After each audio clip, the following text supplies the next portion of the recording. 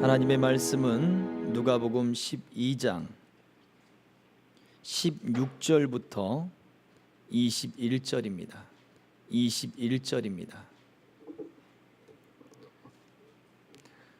네, 우리 같이 함께 봉독하겠습니다. 또 비유로 그들에게 말하여 이르시되 한 부자가 그 밭에 소출이 풍성하매 심중에 생각하여 이르되 내가 곡식 쌓아둘 곳이 없으니 어찌할까 하고 또 이르되 내가 이렇게 하리라 내 곡간을 헐고 더 크게 짓고 내 모든 곡식과 물건을 거기 쌓아두리라.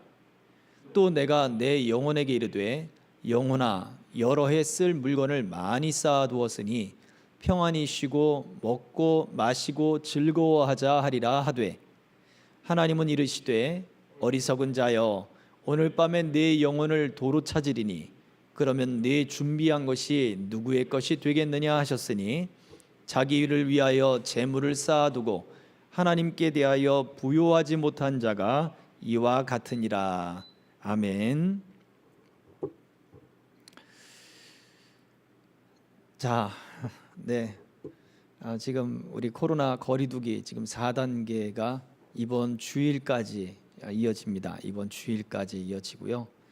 아마 주일날 늦어도 월요일날 되면 이걸 연장을 할 거냐 말 거냐 발표가 나게 될 텐데 지금 상황을 봐서는 아마 한 주간 더 연장한다고 하지 않을까 그런 생각이 들어집니다.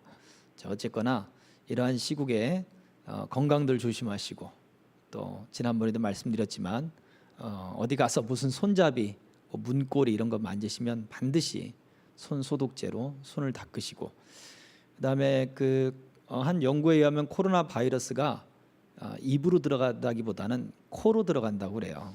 그래서 코가 항상 가려질 수 있도록 코를 잘 가리시기 바랍니다. 마스크 쓰실 때.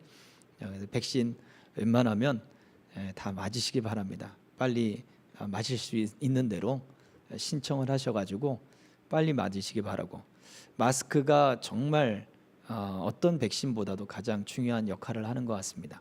마스크 잘 쓰시고 또 무더위도 있지만 무더위와 코로나가 기승인데 이 두 가지 속에서도 건강 잃지 않으시고 또 더 건강한 모습의 삶이 되어지기를 주의 이름으로 축복합니다.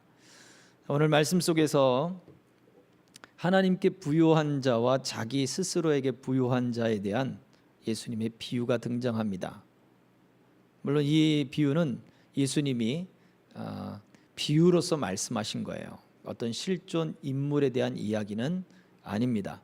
그런데 예수님의 비유를 다 짚어보면 예수님의 비유는 정말 사람들이 다 이해할 만한 그리고 납득할 만한 그런 비유들을 하셨어요. 그래서 대표적인 비유를 보면 겨자씨를 봐라, 들의 꽃을 봐라, 공중의 새를 봐라 라고 하는 그러한 비유들. 그런데 예수님의 어떠한 비유들을 보면 실제로 있었던 일일까라고 하는 그러한 비유들도 등장하죠. 그 중에 또 한 가지 대표적인 이야기가 바로 선한 사마리아인의 비유입니다. 그것은 비유예요. 비유. 예수님이 그냥 하신 이야기라고요. 그런데 그 선한 사마리아의 비유를 말씀하셨는데 지금 이스라엘 가면 선한 사마리아 여관이라고 하는 곳이 있습니다. 그래서 그 흔적이 남아 있고 또 그곳이 진짜 선한 사마리아인의 이야기가 있는 곳인지는 모르겠지만 그 동네가 그 길 예루살렘에서 여리고로 내려가는 길 자체가 정말 깎아지른 계곡에 한 명, 두 명이 지나갈 만한 두 명이 걸어가면 나란히 걸어가면 정말 위험할 만한 그러한 계곡길이 이렇게 형성이 되어 있거든요. 물론 다른 길도 있습니다만 주로 다니는 길이 그 계곡길이었단 말이죠. 지금은 그 계곡에 수도원도 있고 뭐 그렇습니다만 근데 정말 그 계곡을 가로지르는 그 계곡을 따라 이렇게 걸어가는 그 길에는 한 명이 딱 누군가 앞에서 마주치면 이렇게 비켜줘야 지나갈 만한 그런 길이었단 말이죠. 자, 그런 길에서 강도를 만났습니다. 피할 곳이 없는 거예요. 그 다음에 그쪽 계곡 쪽에 가면 뭐 구멍들도 있고 막 그래서 산적들이 얼마든지 그 구멍을 이용해서 숨을 수 있는 그런 장소들이 있어요. 그러니까 예수님의 비유는 실제적인 이야기는 아니지만 실제로 있었던 이야기를 모티브를 통해서 사람들이 들었을 때 맞아 라고 고개를 끄덕일 만한 그런 이야기들을 다 사용하셨다라고 볼 수 있어요.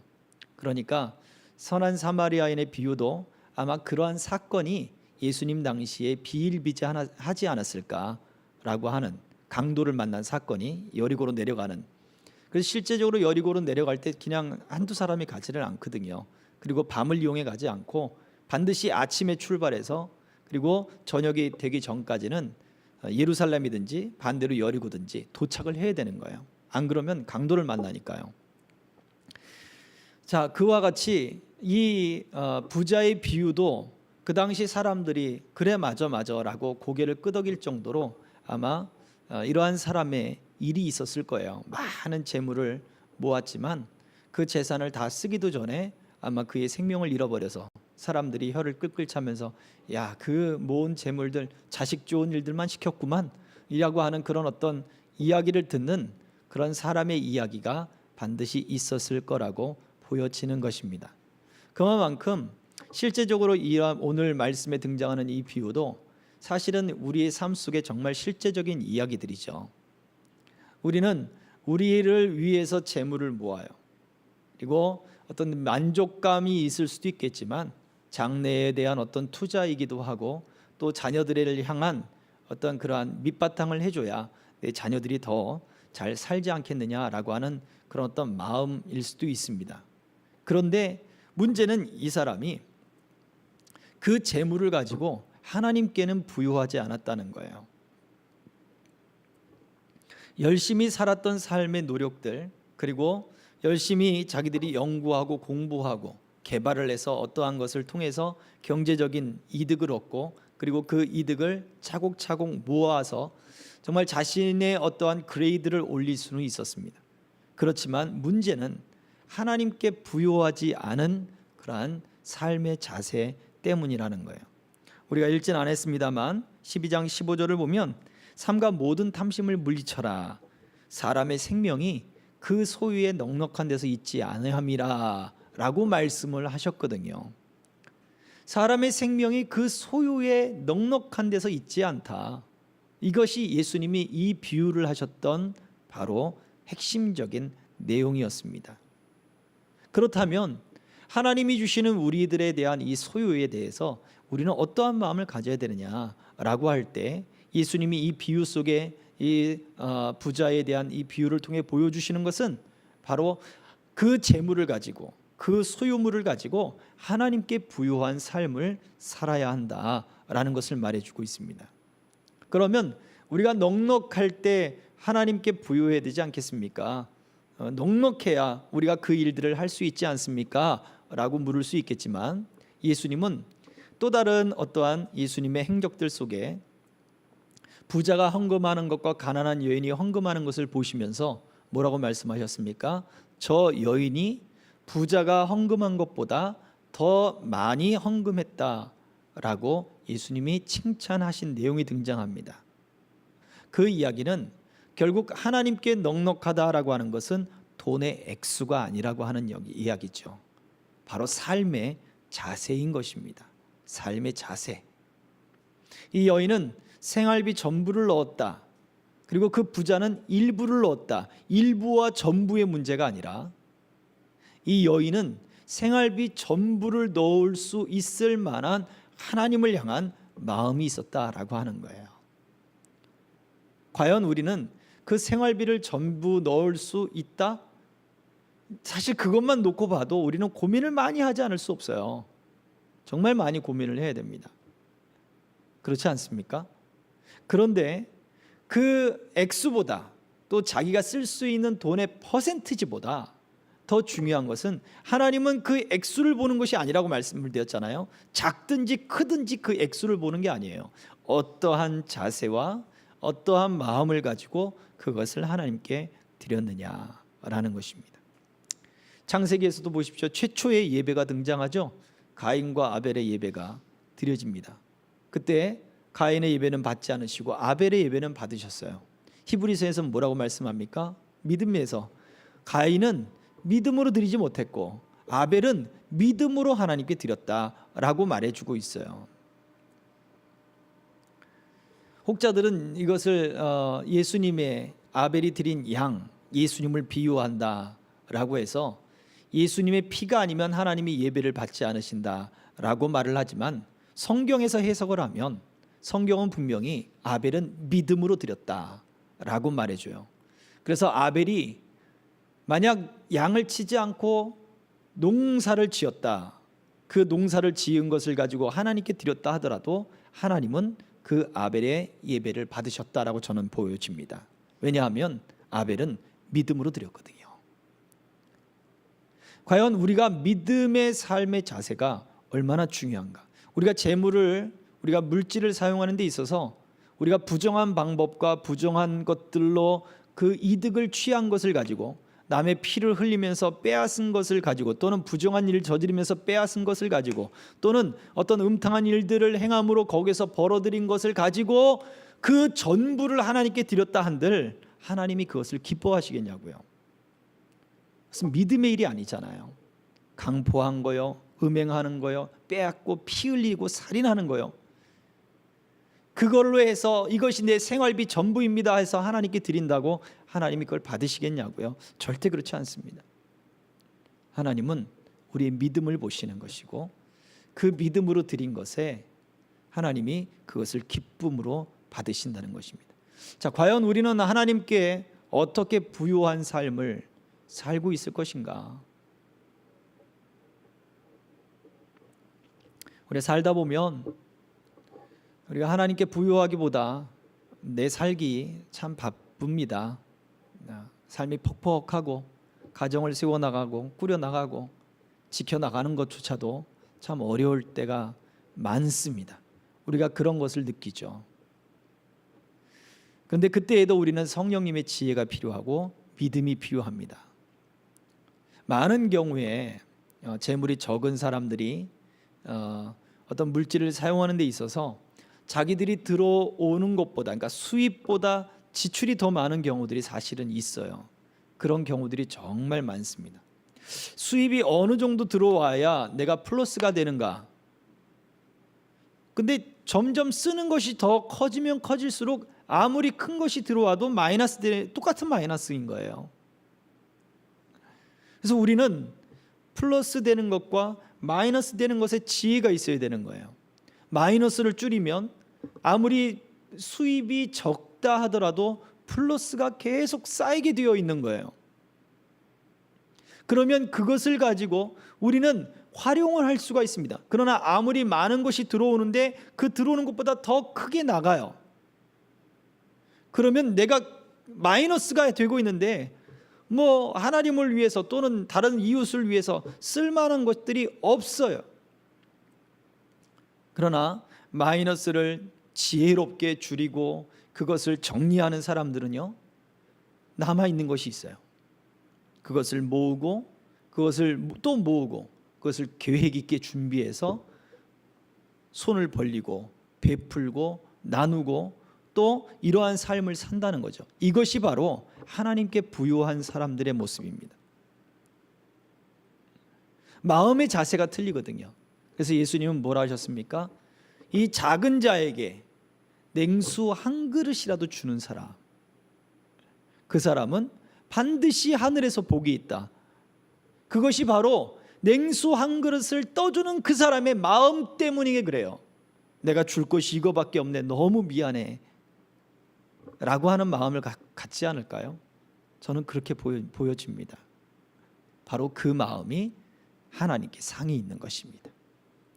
오늘 저와 여러분들의 이러한 삶의 태도가 하나님께 부요한 사람의 삶의 자세가 어떠해야 되는가를 오늘 말씀을 통해서 주의 깊게 생각해 볼 수 있기를 주의 이름으로 축복합니다. 아멘. 자, 하이델베르그 요리문답 우리 110번입니다. 자, 첫 번째, 제8계명에서 하나님께서 금하신 것은 무엇입니까? 자, 같이 답을 읽어볼까요? 시작. 하나님께서는 국가가 법으로 처벌하는 도둑질과 강도질만을 금하신 것이 아니고 이웃의 소유를 자기의 것으로 삼으려고 시도하는 모든 속임수와 간계를 도둑질이라고 말씀하십니다. 자, 제8계명이 뭘까요? 도둑질하지 말라라고 하는 말씀이죠. 그게 벌써 몇천 년 된 율법인데 그것이 21세기를 살아가는 우리에게 어떻게 적용이 되겠느냐라는 거예요. 근데 이 도둑질하지 말라라고 하는 이 계명은 가나안 땅에 들어가 가나안 민족이 행하던 풍습대로 살지 말라라고 하는 하나님의 언약 백성답게 살라고 하는 하나님의 메시지가 담겨 있었던 거예요. 그렇다면 오늘도 마찬가지입니다. 우리가 이제 영원한 천국에 들어가는 하나님의 천국 백성인데, 하나님의 나라의 백성인데, 그 하나님의 나라의 백성다운 삶으로 지금 이 땅을 살아가야 되는 거예요. 우리가 어떠한 재물관을 가져야 될 것이냐라고 할 때 남의 것을 빼앗지만 않으면 된다. 무슨 소리입니까? 그게 아니라 그러한 도둑질과 강도질만을 금하신 것이 아니라는 거예요. 그것은 이웃의 소유를 자기 것으로 삼으려고 시도하는 모든 속임수와 관계, 이웃의 소유, 자꾸 상대와 비교하는 거죠. 끊임없이 우리 탐욕은 다른 사람이 가진 것과 계속해서 비교해요. 그러면서 내가 없는 것을 만들고 자존심 상해하고 내가 저것을 어떻게 하면 얻을까에 대한 그러한 욕심이 만들어지게 하는 거죠. 결국은 그러한 모든 것들이 다 도둑질이라고 말씀하고 있다라는 것입니다. 자, 다음이요. 자, 계속해서 읽어봅니다. 시작. 이런 것들은 폭력으로 혹은 합법성을 가장하고서 일어날 수 있는데 곧 거짓 저울, 자나, 돼, 부정품, 위조화폐와 고리대금과 같은 일, 기타 하나님께서 금하신 일들입니다. 하나님께서는 또한 모든 탐욕을 금하시고 그의 선물들이 조금이라도 잘못 사용되거나 낭비되는 것을 금하십니다. 네, 합법성을 가장하고 일어날 수 있는 일들, 자나 돼 아시죠? 이게 부피를 재는 그 용량 그 그릇이에요. 그래서 그것이 이게 안쪽에다가 이게 두께를 다르게 하면 원래 나와야 할 만큼의 부피가 안 나온다는 거죠. 저울도 마찬가지입니다. 이렇게 조금씩 이게 그 저울의 추를 이게 원래는 10kg 적혀 있거나 뭐 5kg 적혀 있는데 그게 그렇지 않은 거예요. 이렇게 조금씩 깎아갖고 흠집을 내면 이게 작아지는 거죠. 옛날에 왜 그 막걸리집 옛날에 가면 주전자, 양은 주전자가 다 찌그러져 있잖아요. 오래돼서 찌그러진 게 아니에요. 주전자를 찌그러뜨리면 한 주전자의 양이 줄어드는 거예요. 그래서 한 주전자로 돈을 받는데 주전자가 찌그러져 있으니까 부피가 줄어드는 거예요. 거기서 남는 그런 이익들을 얘기하는 거예요. 합법적인 것 같지만 아주 부정한 것들, 남들을 속이는 것. 자, 요즘 시대로 얘기하면 어떤 것이 있습니까? 남들 다 지금 벼락부자 된다고 하는데 나도 뭐 이렇게 해서 코인이나 아니면 부동산이나 이런 거 해야 되는 거 아니냐 막 해서 막 들떠가지고 아니면 또 조급해가지고 두려워가지고 막 그런 마음들이 일어나는 것들, 네, 그런 것들까지도 다 포함될 수 있는 것입니다. 왜냐하면 잘못 사용되거나 낭비되는 것을 금하십니다 라고 말씀하고 있기 때문에 그래요. 자, 내용을 보도록 할게요. 첫 번째입니다. 자, 이 계명에서 하나님께서 원하시는 것은 무엇입니까? 라고 하는 거죠. 자, 답 읽어봅니다. 시작. 내가 할 수 있고 해도 좋을 경우에는 나의 이웃의 유익을 중진시키며 내가 남에게 대접을 받고 싶은 대로 이웃에게 행하고 더 나아가 어려운 가운데 있는 가난한 사람을 도울 수 있도록 성실하게 일해야 합니다. 네, 할 수 있고 해도 좋을 경우에 나의 이웃의 유익을 증진시켜야 된다. 그러니까 나를 위해서만 쓰는 것으로 사용해서는 안 된다라고 하는 거죠. 이것이 그리스도인들을 하나님이 세상으로 보내신 이유예요. 그리고 또 이러한 선한 일을 통해서 영향력들이 발휘가 되어지고 이러한 선한 영향력들이 있을 때 지금 실추된 교회의 이미지, 실추된 그리스도인들의 이미지가 다시 살아나게 될 것입니다. 그때야 사람들이 비로소 예수의 이름을 부르며 다시 다 하나님께로 나오는 그러한 일들이 있게 될 것입니다. 자, 다음이요. 자, 그렇다면 하나님께서 또한 모든 탐욕을 금하시고, 저게 백신문에 대한 내용인데요, 그 선물들이 조금이라도 잘못 사용되거나 낭비되는 것을 금하십니다 라는 의미는 무엇일까요? 다시 한번 읽어볼까요? 하나님께서 또한 모든 탐욕을 금하시고 그의 선물들이 조금이라도 잘못되거나 잘못 사용되거나 낭비되는 것을 금하십니다 라고 고백하는 의미가 무엇이냐입니다. 답을 보겠습니다. 읽어봅니다. 시작. 마음에 있는 탐욕의 문제는 법 등으로 다룰 수 없지만 하나님은 마음을 다루시는 분임을 의미합니다. 네, 그렇습니다. 모든 탐욕은 세상 법으로 다룰 수가 없습니다. 마음에 품은 것을 어떻게 알겠어요? 당신 마음에 그 마음을 품었으니 뭐 집행유예, 아니면 뭐 금고, 벌금 얼마, 아니면 뭐 징역 몇 년, 뭐 이런 게 없단 말이에요. 마음에 품은 것을 행동으로 드러나야, 범죄를 저질러야, 그리고 저지른 범죄가 증명이 돼야 거기에 대해서 판결을 받을 수가 있어요. 우리 대한민국의 헌법은 무죄 추정의 헌법이죠. 그래서 재판을 받고 있는 동안에는 아직 유죄가 아닌 거예요. 재판을 통해서 증거가 나오고 그 증거를 통해서 그 명확한 법이 형량이 떨어져야, 그래야 거기에서 판결을 내릴 수가 있는 것입니다. 근데 재판을 받기 전까지는 그냥 무죄라고 보는 거예요. 그래서 분명하게 우리가 심증이 있지만 막 판사들이든지 뭐 사람들인지 함부로 대할 수 없는 것이 바로 그 세상 법인 거예요. 그런데 심지어 마음에 품고 있는 것을 어떻게 다루겠냐고요? 절대 못합니다. 그러나 하나님은 탐욕의 문제, 사람의 마음의 자세를 하나님은 다루시는 분이라는 거예요.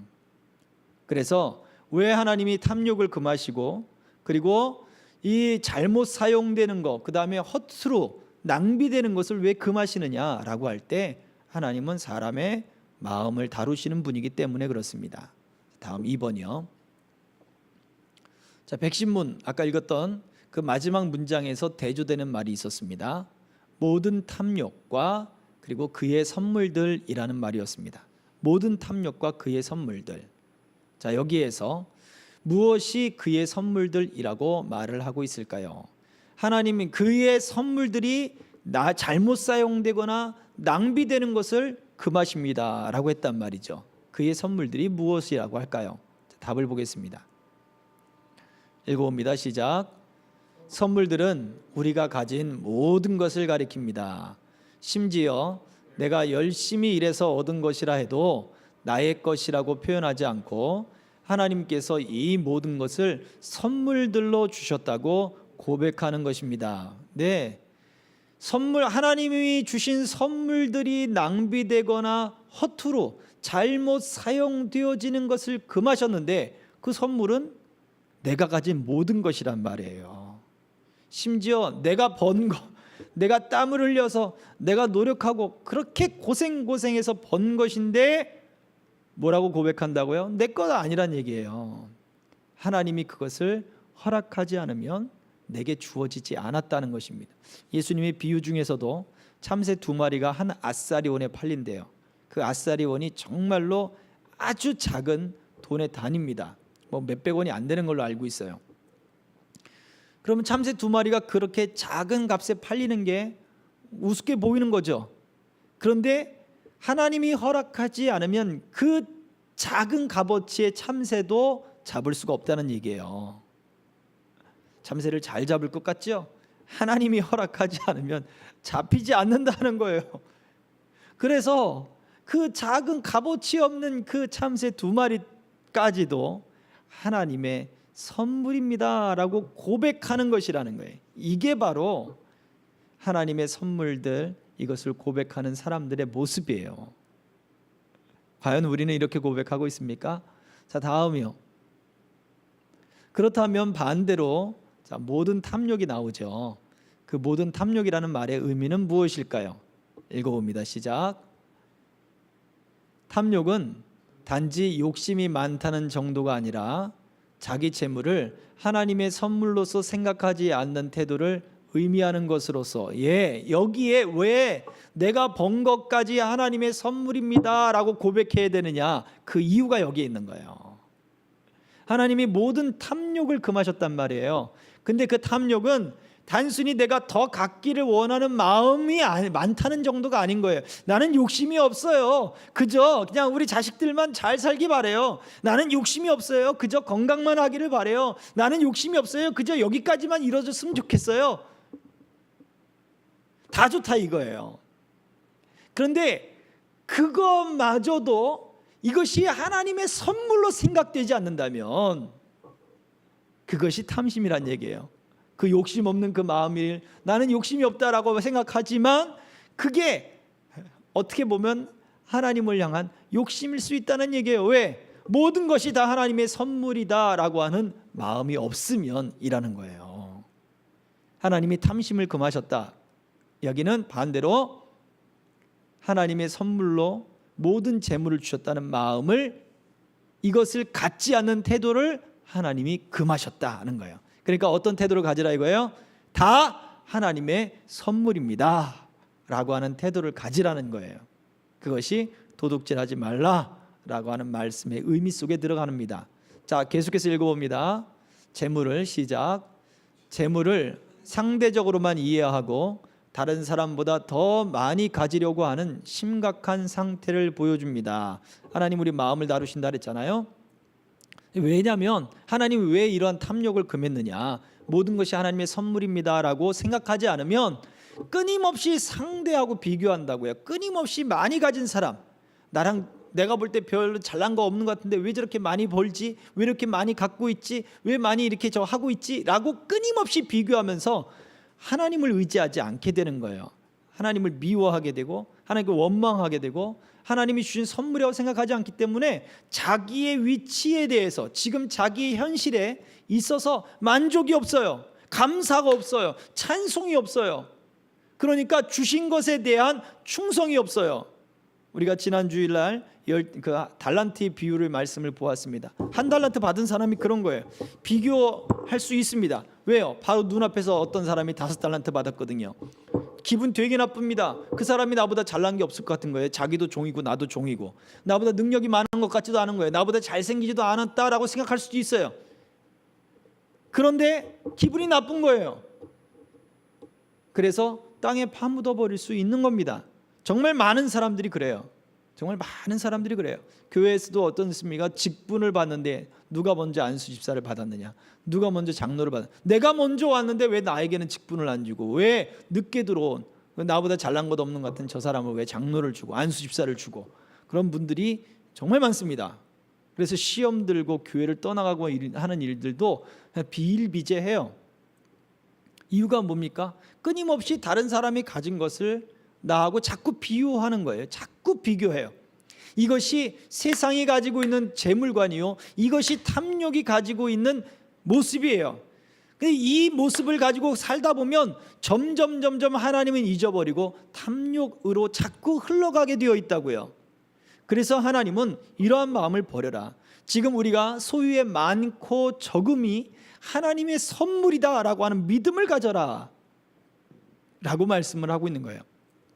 이것이 하나님의 선물이다라고 하는 믿음을 갖고 있으면 우리는 내가 많든지 내가 적든지 오직 충성을 구하게 될 것입니다. 다음 보겠습니다. 재물이 하나님의 선물이라고 고백할 때 나타나는 두 가지 반응이 있습니다. 답을 볼까요? 읽어봅니다. 시작. 첫째, 받을 가치가 없는 나에게 하나님께서 모든 것을 은혜로 주셨으므로 탐욕을 멀리하게 됩니다. 두 번째, 은혜로 내려주신 선물이기 때문에 우리는 더욱 책임 있게 관리하게 되고 합당하게 사용하게 됩니다. 네, 그렇습니다. 탐욕 멀리하게 되죠. 하나님의 은혜로 주셨다는 것을 알면 찬송하게 되어 있어요. 그럼 끝까지 하나님이 이것이 선물입니다, 내게 주신 선물입니다 라고 하는 믿음 때문에 찬송하게 돼요. 그럼 탐욕이 멀어지게 되어 있어요. 그리고 지금 내가 소유가 많든지 적든지 이것을 책임 있게 관리하게 됩니다. 그리고 합당하게 바르게 사용하게 돼요. 허투루 쓰지 않게 되고 낭비하지 않게 된다는 얘기예요. 자, 다음 보겠습니다. 자, 이것을 하나님과의 언약 관계라고 이야기합니다. 하나님이 선물로 주셨다라고 하는 것을 우리가 하나님의 언약 관계 안에서, 왜? 하나님의 백성들에게 줬으니까요. 이 십계명을 누구에게 줬습니까? 하나님의 언약 관계에 있는 그 백성에게 준 거잖아요. 저와 여러분들에게도 마찬가지예요. 그래서 이런 언약 관계 안에서 우리가 재물을 사용할 때 우리의 자세와 위치를 잘 표현하는 성경의 단어가 있습니다. 그게 뭘까요? 생각나십니까? 답을 보여주세요. 읽어봅니다. 시작. 청지기입니다. 네, 이 청지기에는 계약과 지시, 자율권과 책임이 따릅니다. 청지기, 맡겨주신 거죠. 맡겨주신 것을 잘 관리하는 사람이에요. 이 청지기에게 주인이 계약했어요. 주인과 계약을 했어요. 그리고 청지기로 쓰는 거예요. 또 이 청지기는 상당한 자율권이 주어지지만, 그렇지만 주인의 지시를 받습니다. 우리가 가지고 있는 재물도 마찬가지잖아요. 지금 우리가 소유하고 있는 그런 물질들도 마찬가지예요. 우리에게는 그것이 굉장한 자율권이 있어요. 내 것 같이. 그죠? 다 내가 쓰잖아요. 내 것 같이. 우리 상당한 자율권이에요. 마음껏 쓰는데. 그런데 우리는 하나님과 언약 안에 있는 사람들이에요. 하나님과 계약을 했다고요. 이것이 세상 사람들과 다른 거예요. 하나님의 백성들은 하나님과 언약을 맺은 거예요. 그리고 또 우리는 말씀을 통하여 너희들이 세상의 물질을 너희들이 그렇게 관리하면 안 돼. 탐심을 버려. 사람의 생명은 그 소유의 넉넉한 데서 있는 게 아니야. 내가 너희의 생명을 취해가면 너 그 모은 거 다 어떻게 하려고 그래? 우리는 이러한 말씀들을 들으면서 하나님의 지시를 받는 거예요. 청지기가 똑같잖아요. 자율권이 있지만 결국 우리는 언제 이 책임에 대해서 묻게 됩니까? 우리가 하나님 앞에 가게 되면 그때 하나님은 반드시 우리에게 맡기신 것에 대해 책임을 물으신다 그랬어요. 우리는 청지기와요. 청지기가 똑같아요. 다음 보겠습니다. 재물이 있는 곳에 마음이 있다라고 하는 마태복음 6장 21절에 말씀하셨어요. 이런 주님의 말씀처럼 재물을 어떻게 사용하는가를 보면 그의 마음이 어디에 있는가를 거울로 보듯 분명히 알 수 있습니다. 그렇죠? 그래서 이러한 재물들을 그러면 우리가 어떻게 사용해야 합니까? 하나님의 언약 백성은 이것을 어떻게 사용해야 됩니까? 자, 볼게요. 읽어봅니다. 시작. 재물을 함부로 사용해서 낭비하면 언약을 맺으신 하나님과 그 언약의 언약을 멸시하는 행동입니다. 우리는 하나님이 선물로 맡겨주신 재물을 사용하여 하나님을 섬겨야 합니다. 즉 감사의 열매를 드리는 것입니다. 네, 낭비하는 사람, 함부로 사용하는 사람, 잘못 사용하는 사람, 과연 그들이 하나님께 감사를 드린다고, 과연 그들이 하나님을 섬긴다는 그런 감사의 열매가 될까요? 찬송의 열매가 될까요? 결코 그렇지 않습니다. 물론 가인처럼 동일하게 자기가 수고한 것을 가지고 드릴 수 있어요. 하나님이 안 받아 버리시는 거예요. 하나님 안 받아 버리시니까 어땠습니까? 기쁨이 넘쳤나요? 아니에요. 제물을 드리고도, 예배를 드리고도, 그 제사를 드리고도 그 마음에 화가 났어요. 항상 분노가 가득한 거예요. 분이 가득하고, 여기 가서 들이받고 저기 가서 들이받고, 여기 가서 화내고 저기 가서 화내고, 그러한 마음이 그의 마음 안엔 가득 찬 거예요. 예수님이 사람이 손으로 먹는 것으로, 입으로 들어가는 것으로 사람이 더러워지지 않는다 그랬어요. 입에서 나오는 모든 것, 마음에서 나오는 모든 것이 그 사람을 더럽게 한다 그랬습니다. 하나님이 주신 것들을 낭비하는 사람, 잘못 사용하는 사람, 오용하는 사람, 그런 사람은 하나님의 언약을 멸시합니다. 결국 그 안에는 죄가 틈타 들어와서 분노와 시기, 질투, 다툼, 미움, 이간질, 이런 악한 것들이 가득해요. 하나님을 제대로 섬길 수가 없습니다. 과연 내 안에 찬송과 감사가 흘러넘치느냐를 보면 그 열매를 통하여 그 사람의 믿음을 알거든요. 그래서 우리는 저 감사의 열매라고 하는 것은 찬송의 열매를 뜻합니다. 그 찬송의 열매를 드릴 수 있어야 합니다. 자, 마지막입니다. 자, 세상의 주인이신 하나님은 왜 그의 백성들에게 그렇다면 넉넉하게 주시지 않을까요? 이런 질문 던지지 않습니까? 하나님, 내게 이것만 주신다면, 내가 이것만 해결해 주신다면 내가 이렇게 어렵지 않을 텐데, 뭐 그런 이야기들을 우리가 많이 합니다. 기도할 때도 많이 하고 사람들과 대화할 때도 그런 이야기들을 많이 듣습니다. 자, 왜일까요? 왜? 자, 읽어봅니다. 시작. 넉넉하거나 빈곤한 것이 근본적인 문제가 아닙니다. 동문서답인가요? 근데 이게 정답이에요. 넉넉하거나 빈곤한 것이 근본적인 문제가 아닙니다. 넉넉해서 행복하고 넉넉해서 어떤 죄를 짓지 않고 넉넉해서 뭐 쌓아놓을 수 있고 넉넉해서 세상을 정복하고 다스릴 수 있다면 에덴 동산에서부터 그랬어야 되는 거예요. 그런데 그 넉넉한 곳에서조차도 죄가 들어왔습니다. 왜냐하면 하나님을 섬기는 마음의 자세가 그 하와 그녀의 마음에서부터 달랐기 때문에 그래요. 그래서 넉넉하거나 빈곤한 것, 많거나 적은 그것이 우리의 근본적인 문제가 아니기 때문에 하나님은 그의 백성들에게 항상 넉넉하게 채워주시는 것이 아니라는 거예요. 자, 계속해서 읽어봅니다. 시작. 하나님께서는 섭리 안에서 넉넉히 주실 수도 있고 조금 주실 수도 있습니다.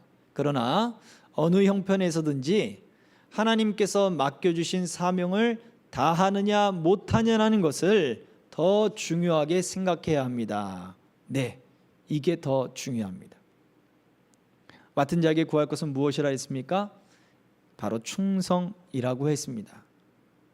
하나님은 우리에게 재물을 맡겨주셨다. 이게 사명이에요. 많이 맡겨주셨든 적게 맡겨주셨든 5달란트든 2달란트든 1달란트든 아니면 똑같은 비유에서 10문화 이야기도 하기도 하는데 그 10문화이든 단위가 다르고 화폐가 다르고 종류가 다르다 하더라도 맡겨주신 것은 그 사람에게 맡겨주신 사명이에요. 자, 나는 지금 경제생활을 하지 않습니다. 나는 학생인데요. 하나님이 직업을, 지혜를 맡겨주셨고 그리고 공부, 학업이라는 것을 맡겨주셨습니다. 그러면 지금 내가 IQ가 얼마나 좋냐 나쁘냐가 문제가 아닌 거예요. 학원을 다니느냐 못 다니느냐가 문제가 아닌 거예요. 지금 비대면 수업이냐 대면 수업이냐 그게 중요한 게 아닌 거예요. 내가 지금 학생으로서 여기에 충성되느냐 그렇지 않느냐가 더 중요하다는 얘기예요. 청년도 마찬가지고 또 경제생활을 하는 우리 어른도 마찬가지입니다. 다 하느냐 못하느냐, 사명을 다 감당하느냐 다 못하느냐가 더 중요합니다. 많고 적음의 근본적인 원인이 있지 않습니다. 그러므로 우리가 오늘 이 말씀 도둑질하지 말라라고 하는 우리 주일날부터 드렸던 그 말씀들을 또 5달란트 비유 그 말씀들을 잘 되새겨보면 또 우리가 더 하나님이 기뻐하시는 삶을 이 땅에서 우리가 온전히 살아갈 수 있을 것입니다. 청지기로서 충성된 착하고 충성된 내 종아 칭찬받는 우리의 삶이 되기를 주의 이름으로 축복합니다. 아멘. 기도하겠습니다. 이 시간 말씀을 생각하며 우리 한 번만 기도하겠습니다. 하나님, 주님 맡겨주신 사명 잘 감당하게 하옵소서. 많고 적음에 따라 기분 좋고 또 슬프고 낙심하고 절망하지 않고 내게 주신 능력을 따라 하나님 충성을 다할 수 있도록 내게 힘을 더하여 주시고 내게 은혜를 공급하여 주옵소서. 이 시간 우리 같이 기도하겠습니다.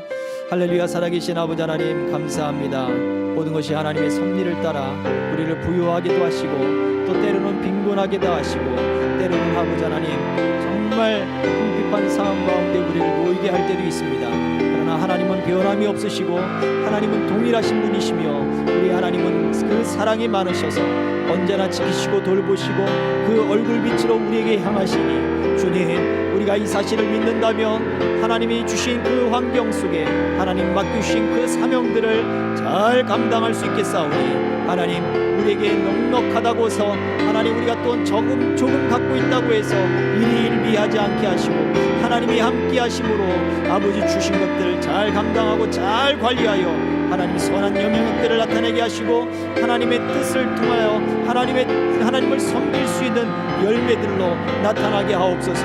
우리 마음의 찬송이 사라지지 않게 하시고 감사가 사라지지 않게 하시고 탐심으로나 그 죄악 가운데 우리 마음이 흘러가지 않게 하시고 오직 하나님만을 붙드는 삶이 되도록 이끌어 주시옵소서. 살아계신 아버지 하나님 감사합니다. 우리의 생명이 우리 소유에 넉넉한 데 있지 않다라고 분명히 말씀하셨습니다. 이제는 우리가 하나님께 충성된 자가 되고 하나님께 부유한 자가 될 수 있도록 우리의 삶을 이끌어 주시옵소서. 맡은 자에게 구할 것은 충성해야 했는데 직분만이 충성이 아니라 하나님 재물도 지혜도 건강도 시간도 이런 하나님 우리에게 주신 모든 위치도 다 충성되이 관리하며 하나님을 위해서 섬길 수 있는 그런 믿음을 허락하여 주시옵소서. 코로나19로 하나님 거리두기 하고 있는 우리 성도들 한 사람 한 사람 지키시고 저들의 직장과 생업과 하나님 또 우리 교회 이 나라 이 민족 위에 긍휼을 베풀어 주시옵소서. 예수 그리스도의 이름 받들어 기도하옵나이다. 아멘. 그러므로 너희는 이렇게 기도하라. 하늘에 계신 우리 아버지여 이름이 거룩히 여김을 받으시오며 나라 임하옵시며 뜻이 하늘에서 이룬 것 같이 땅에서도 이루어지이다. 오늘날 우리에게 일용할 양식을 주옵시고 우리가 우리에게 죄 지은 자를 사하여 준 것 같이 우리 죄를 사하여 주옵시고 우리를 시험에 들게 하지 마옵시고 다만 악에서 구하옵소서. 대개 나라와 권세와 영광이 아버지께 영원히 있사옵나이다. 아멘.